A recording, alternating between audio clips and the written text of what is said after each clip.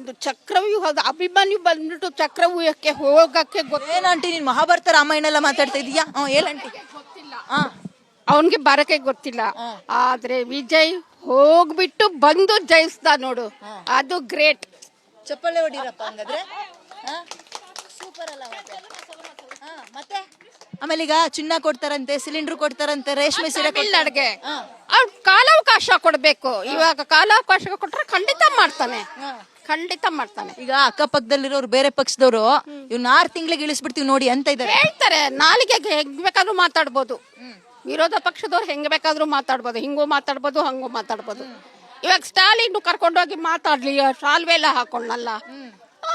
ಈಗ ನಾಳೆ ನಿಮ್ಗೆ ಬಂದ್ ಟಿಕೆಟ್ ಕೊಟ್ರೆ ನಿಂತ್ಕಂತೀರಾ ವಿಜಯ್ ಪಕ್ಷದಿಂದ? ವಿಜಯ್ ಪಕ್ಷದ ಚಿಹ್ನೆ ಯಾವ್ದು ಹೇಳಿ? ವಿಸಲ್ ಹೆಂಗ್ ಹೊಡಿಯೋದದು? ನನಗ್ ಗೊತ್ತಿಲ್ಲ, ಸುಮ್ನೆ ತೋರ್ಸಿ ಹೋಗ್ಲಿ. ಪ್ರಾಮಿಸ್.